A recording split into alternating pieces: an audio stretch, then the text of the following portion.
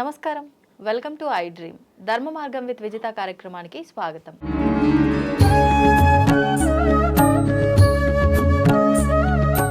ప్రస్తుతం మనతో పాటు ఉన్నారు ప్రముఖ ఆధ్యాత్మికవేత్త జ్యోతిష్య పండితులు మాడుగుల శివప్రసాద్ గురువు గారు. ఇప్పుడు గురుగారితో మాట్లాడి మరిన్ని విషయాలు తెలుసుకుందాం. నమస్కారం గురుగారు. ఆశీర్వచనం తల్లి. గురుగారు, ఈ మధ్య కాలంలో కామాఖ్య అమ్మవారి గురించి చాలా ఎక్కువగా వింటూ ఉన్నాము. చాలామంది అక్కడికి వెళ్ళి పూజలు చేయించుకొని రావటము ఇలాంటివన్నీ కూడా చూస్తున్నాము. ఈ పూజలు ఇలాంటివన్నీ చూసినప్పుడు అక్కడ జరిగేదంతా తాంత్రిక విధానమేమో అనిపిస్తూ ఉంటుంది.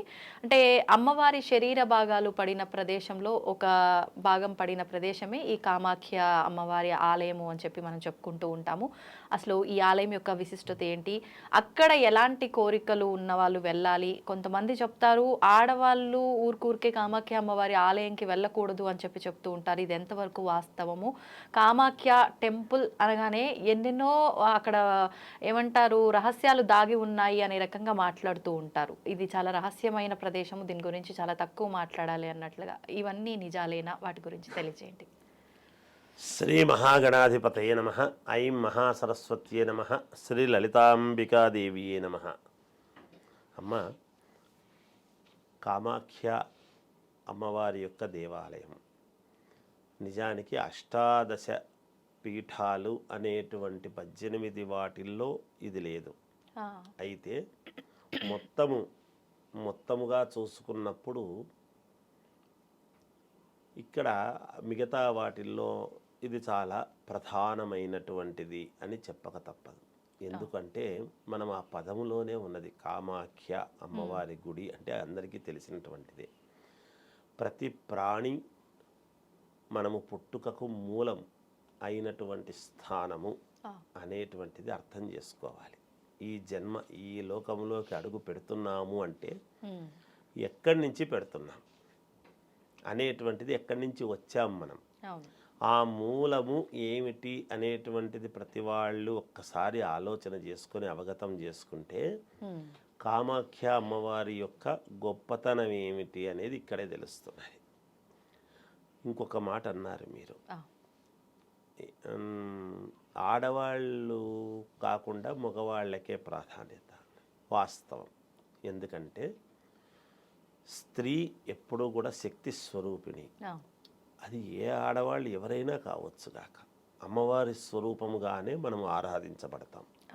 ప్రతి అమ్మాయి మాతృత్వముతో పొంది బిడ్డకు జన్మనిచ్చి తల్లి అయి సార్థకత అనేటువంటిది పొందుతున్నది. అలాగే కామాఖ్య అమ్మవారిని ఆడవాళ్ళు దర్శించుకోవడము కంటే కూడా దర్శించుకోకూడదు అని కాదు, కానీ మగవాళ్ళు ఎక్కువగా దర్శించుకొని దాని యొక్క ప్రాధాన్యత తెలుపుకుంటే మంచిది నాకు. ఎందుకంటే శాస్త్రంలో ఉండేటువంటిది. మనము కామాఖ్య అమ్మవారి దర్శనం ఎందుకు చేసుకోవాలి అనేటువంటిది ఉన్నది. ఎందుకు చేసుకుంటున్నాము అంటే ప్రతి వాళ్ళము వెళ్ళి మనకేవో ఈ పనులు కాలేదు, ఆ పనులు కాలేదు, ఈ పనులు కావాలి తల్లి అని కోరికలతో వెళ్తూ ఉంటాం. అక్కడికి అలా వెళ్ళకూడదు. మనకు ఈ జన్మ మనము కావాలి అని అనుకుంటే వచ్చింది కాదు. మనము తల్లి గర్భంలో నుంచి వచ్చినప్పుడు మనకు జ్ఞానం వచ్చేంత వరకు మనం ఏమవుతామో మనకు తెలియదు. అలాగే మనము అక్కడికి అమ్మవారి దగ్గరికి వెళ్ళినప్పుడు కూడా మనకు ఫలాంది కావాలి అని కాదు, నన్ను ఉత్తమమైనటువంటి మార్గములో నడిపించు తల్లి, నా తల్లి అంతటి తల్లివి నువ్వు, సర్వకోటాను కోట్ల తల్లులను కన్న తల్లివి నీవు, మూలదేవతవు కనుక నా ఈ జన్మకు సార్థకత ఏమిటి అనేటిది నాకు తెలుపు తల్లి అని గనక మనం అక్కడ నిద్ర చేసి పడుకుని పొద్దున్నే లేచినామంటే మన జీవితానికి సార్థకత మార్గము ఆ అమ్మవారు చూపిస్తుంది, లోకమాత. ఎందుకు? మనకు దేవీ భాగవతములో త్రిమూర్తులకు సైతము ఆమెనే మార్గదర్శకత్వం. అలాంటిది మనకెందుకు చూపించదు? మనము కోరుకునేటువంటి వాటిల్లో నిజాయితీ ఉండాలి. అప్పుడు ఈ పనులు మిగతాటివన్నీ కూడా సుగమం అవుతాయి. ఎప్పుడైతే నీకు యోగము కావాలని కోరుకుంటున్నావో, భోగం కావాలని కోరరాదు. యోగము వస్తే భోగం వస్తుంది. యోగం అనేది లేకపోతే నువ్వు ఏమి భోగం నీకు ఎక్కడి నుంచి వస్తుంది? రాదు. యోగం అంత తొందరగా రాదు ఎప్పుడు కూడా. అందుకనే మూలాన్ని పట్టుకోవాలి. మూలం అంటే ఏమిటి? మనకు ఈ పని కావాలి, ఆ పని కావాలి అని పనుల గురించని కాదు. అక్కడికి వెళ్ళి నిద్ర లేయడంలో ఆంతర్యం ఏమిటి? నిద్రపోవడంలో అక్కడ ఒకరోజు నిద్ర చేసి, ఒకరోజు 3 రోజులు నిద్ర చేసి ఉమ్, లేవటంలో ఆంతర్యం ఏమిటి అంటే, మనము పుట్టుకకు ద్విజన్మ అని. ఓ మనకు ఇంకొక జన్మ అవసరం. ఎందుకంటే జ్ఞాన జన్మ.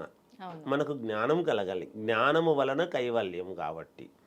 అందువలన కామాఖ్య అమ్మవారి దర్శనానికి పురుషులు వెళ్ళాలి ముఖ్యముగా. ఓ పురుషుడు వెళితే స్త్రీ ఎప్పుడూ గొప్పదే.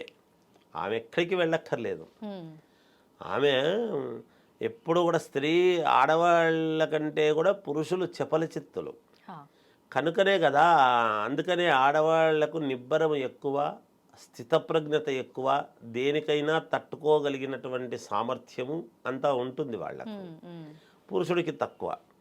అందుకనే ఏకపత్ని వ్రతుడైనటువంటి శ్రీరామచంద్రుడు అయినా యాజ్ఞికం చెయ్యాలి అంటే ఇంకొక రూపము, బంగారు రూపముతో ఉండేటువంటి సీతా అమ్మవారి విగ్రహాన్ని పెట్టుకొని చేసినాడు. కానీ అవును.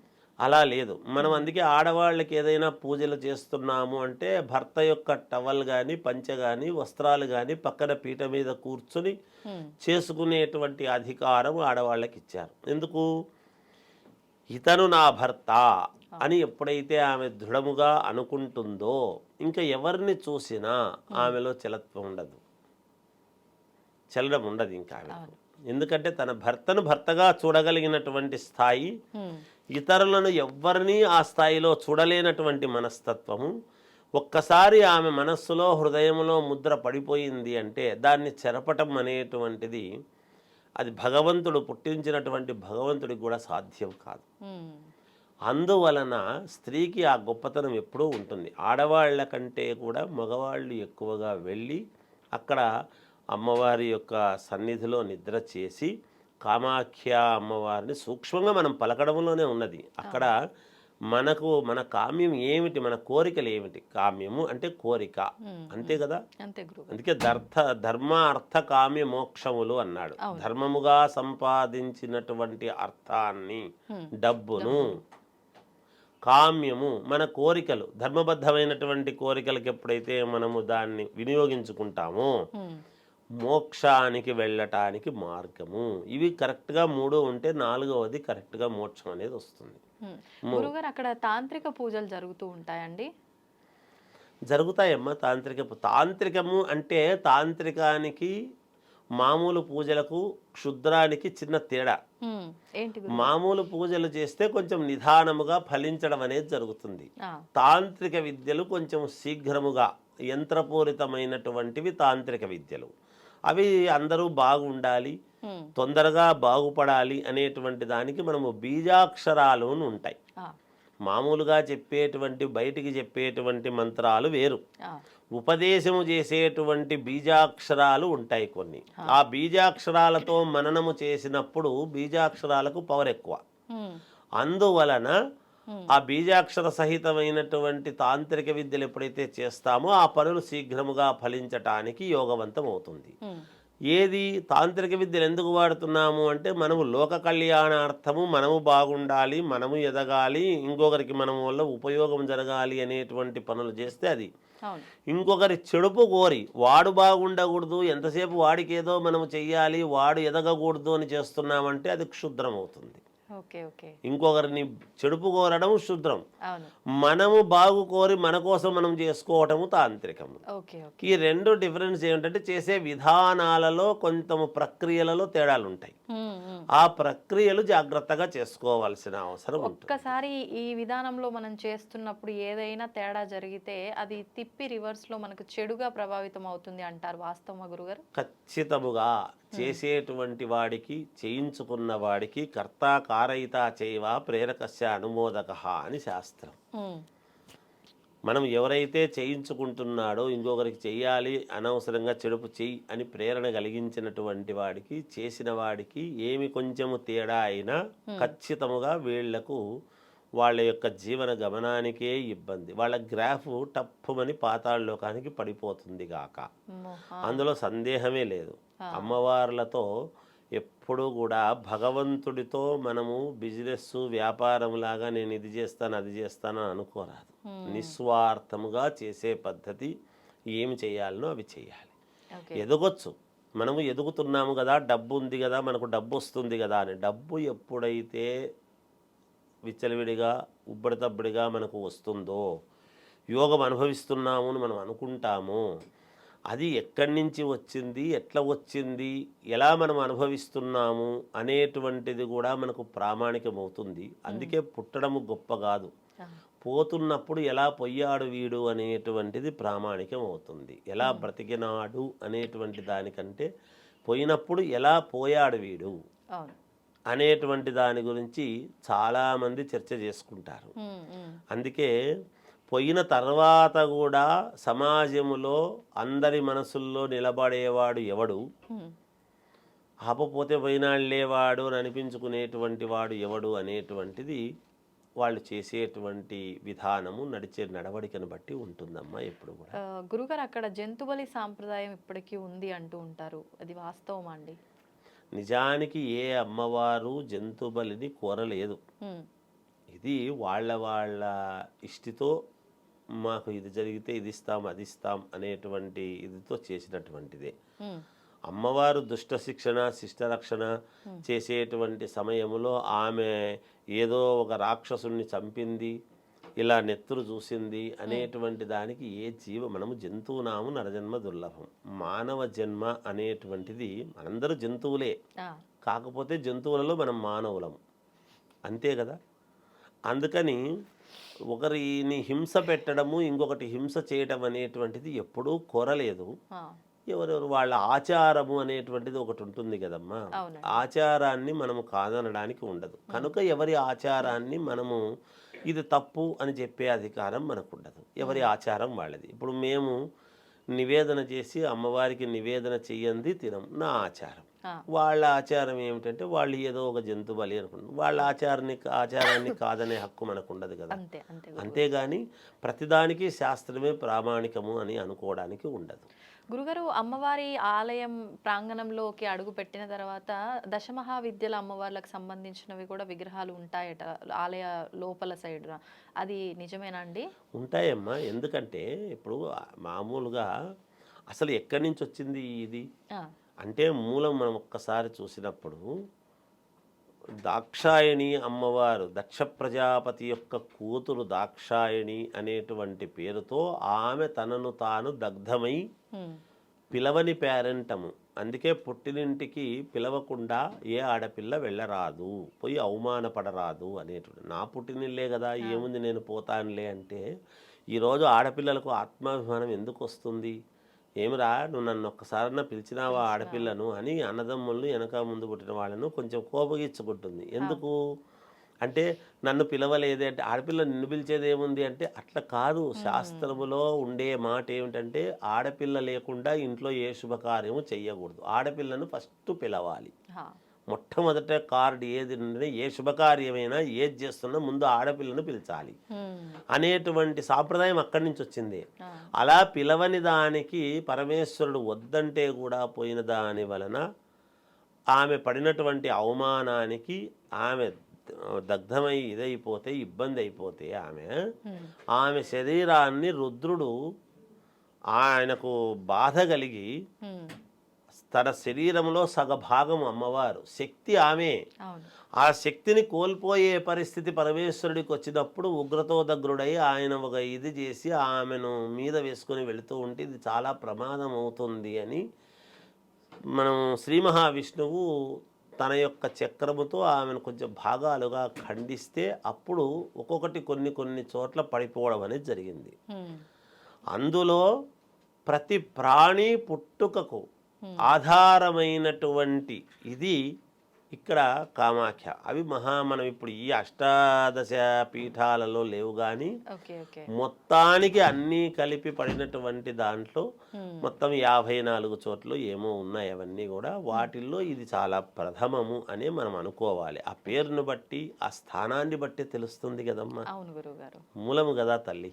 అందువల్ల అది చాలా యోగవంతమైంది, మోక్షానికి దారి ఇచ్చేటువంటి మార్గము మన జీవితము మనం ఏదో కష్టాలు ఉన్నప్పుడు ఒక్కసారి కామాఖ్యకు వెళ్ళి అక్కడ ఒక నిద్ర చేసి నా జీవితానికి మంచి మార్గము ఉందా, లేకపోతే నన్ను ఎందుకు ఉంచావు భూమి మీద, నా తల్లి కన్నది, నీవు మార్గము చూపించాలి. నా తల్లి లాంటి వాళ్ళను కోటాను కోట్ల మందిని కన్న తల్లివి నువ్వు, జగన్మాతవు, లోకమాతవు కనుక నీ దగ్గరికి వచ్చాను, నాకు మార్గము చూపించు తల్లి అంటే 100% కాదమ్మా, 1,00,000%, కోట్ల శాతము మనకు మార్గము దొరుకుతుంది మన జీవన గమనానికి. అది కోరుకోవాలి మనం. అక్కడికి వెళ్ళడం వల్ల అది ఉపయోగం తల్లి. గురుగారు, అమ్మవారికి నెలసరి వచ్చిన ఆ వస్త్రాన్ని తీసుకొచ్చి ఈ మధ్య చాలా మంది ఇంట్లో పెట్టుకోవాలి అని చెప్పి ఇంట్లో పెట్టుకుంటే ఆడవాళ్ళకున్న గైనిక్ ప్రాబ్లమ్స్, ఈ నెలసరి సమస్యలు తొలగిపోతాయి అని చెప్పండి, ఇది వాస్తవమా అండి? నమ్మకం అనేటువంటిది మొదట అవసరం అమ్మ. డాక్టర్ దగ్గరికి వెళ్ళంగానే మాత్ర ఇచ్చినాడు వేసుకుంటున్నాము పోయింది అని ఎట్లయితే అనుకుంటున్నామో రక్తంలో కలిసి, ఎప్పుడైతే అమ్మవారు మరి అంత శక్తివంతమైనటువంటి అమ్మవారికి సంబంధించినటువంటి ఒక వస్త్రం వాళ్ళు పరిచేది, దాని మీద తెల్లటి వస్త్రం పరుస్తారు. ఆ 3 రోజుల తర్వాత 4 రోజుల తర్వాత అది తీసినప్పుడు ఎర్రగా మారిపోతుంది అంటే మరి అమ్మవారి యొక్క అనుగ్రహము కదా. అటువంటిది తెచ్చి మనం ఇంట్లో పెట్టుకున్నాము అంటే మేలు జరుగుతుంది అనేటువంటిది ఉన్నది. ఎవరి నమ్మకం వాళ్ళది. నమ్మని వాళ్ళను మనం బలవంతంగా నమ్మించాల్సిన పని లేదు. నమ్మకము ఉన్నవాళ్ళు అది చేసుకుంటే సర్వరోగ నివారణి, మనకు ఒక ముక్తి మార్గమే దొరుకుతుంది అని అంటున్నప్పుడు ఒక్కసారి వెళ్ళి నిద్ర చేసి మనం అక్కడికి నుంచి వచ్చినాము అంటే మనకు ఒక మార్గం దొరికినప్పుడు ఎప్పటికప్పుడు మనము మంచి మార్గంలోకి పోవడానికి ప్రతివాడు ఎప్పుడో ఒకసారి ఖచ్చితంగా పోయి రావాలి అక్కడికి అని వెళుతూ ప్రతి సంవత్సరం పోయి వచ్చే వాళ్ళు కూడా పోతారు. ఎందుకంటే అది మార్గం పడాలి మనుషులకు, అదొక దారి, ముక్తి మార్గం. అది ఎప్పుడైతే పడుతుందో అమ్మ, నమ్మకం అనేటువంటిదే చాలా అవసరం. ఎప్పుడు కూడా ఖచ్చితముగా మేలు జరుగుతుంది తల్లి. అది పెట్టుకుంటే 100% మేలు జరుగుతుంది గాక. ఆ వస్త్రము ఇంట్లో ఉండటము ఒక పవిత్రమైనటువంటి స్థానంలో, బీరువాలో డబ్బులు పెట్టుకునే చోట పెట్టుకున్నా. మీకు ఇంకొక మాట, పొలాలు ఇట్లాంటివన్నీ మనం కొనుక్కున్నటువంటివి ఈ దస్తావేజులు అవి ఉంటాయి, వాటి మీద గనక ఒక ఇది చేసి ఒక దాంట్లో అని పెట్టుకున్నాము అంటే ఇంకెన్ని పొలాలు కావాలన్నా అన్ని పొలాలు వస్తాయి, ఎంత డబ్బు కావాలన్నా అంత డబ్బు వస్తుంది. మన నమ్మకంతో పెట్టుకోవటం. అయితే తల్లి, మేము ఈ పొలము, ఇది నాకు ఈ స్థలం ఉంది, ఇది నాకు నా పిల్లలకు నాకు మేలు జరిగేట్టుగా చూడు తల్లి, చాలు అంతే. మనం కోరుకునేది ఏమిటి? ఇంకొకరి ఎంతసేపు ఇంకొకరికి 100 ఎకరాలు ఉంది, నాకు 150 ఎకరాలు, ఇవి కాదు కావాల్సింది. ఉన్న దాంట్లో నేను తృప్తి పడేట్టుగా చూడు తల్లి అని అంటే అంత పదింతలు ఇస్తుంది అమ్మవారు ఎప్పుడు కూడా. ఏదో కావాలని కోరుకోవడం కాదు, నాకు ఉన్నది ఏదో ఉన్నది, ఈ ఉన్నదాంతో తృప్తిగా ఆరోగ్యం, మనము మహాభాగ్యం అన్నాడు, ఆరోగ్యమే. సంతోషాలతో, సుఖ సంతోషాలతో ఉన్నదాంట్లో ఉన్నది ఉన్నట్టుగా తింటూ జాగ్రత్తగా జీవనాన్ని గడిపి నా వల్ల ఎవరికి అపకారం లేకుండా నేను మంచి మార్గంలో ఉండేట్టుగా చూడు తల్లి అని ఎప్పుడైతే కోరుకుంటామో అంత పదింతలు ఇస్తుంది. ఇది నాకు కొంతమంది ఇది ఇలా మీరు చెప్పినట్టు చేశాము గురువుగారు, మాకు మేలు జరిగింది, 7 ఇళ్ళు కొన్నాం మేము, ఆ ఇంటి పత్రాల మీద పెట్టుకుని ఉంటే, భూమి పెట్టుకుని అంటే 3 సార్లు భూములు కొన్నాము గురువుగారు మేము 3 చోట్ల అని వచ్చిన వాళ్ళు, ఇలా చెప్పిన వాళ్ళు ఉన్నారమ్మా. అందువలన చేసుకోవచ్చును, అలా పెట్టుకోవచ్చును. ధన్యవాదాలు గురువుగారు. జయోస్తు. And for more videos, please subscribe to iDream. Please subscribe to iDream. Please subscribe iDream. And please subscribe to iDream. For more videos, subscribe to iDream. please like, share and subscribe to the channel. Congratulations, iDream. Subscribe to iDream. Subscribe to iDream. So subscribe to iDream Media. iDream ki iDream team andarki huge congratulations. Please subscribe iDream Media. Please subscribe to iDream. Subscribe iDream. Please subscribe to iDream. iDream అంటే నా కళల channel subscribe చేసుకున్న నోరు తిరుగుతలేదు, మీరైతే గంట గుర్తు కొట్టండి. For more such videos, please subscribe to iDream. Subscribe to iDream. Please subscribe to iDream. Please subscribe iDream Media. Please do subscribe to iDream. Please subscribe to iDream Media. For best entertainment and information, please subscribe iDream. And don't forget to subscribe to iDream.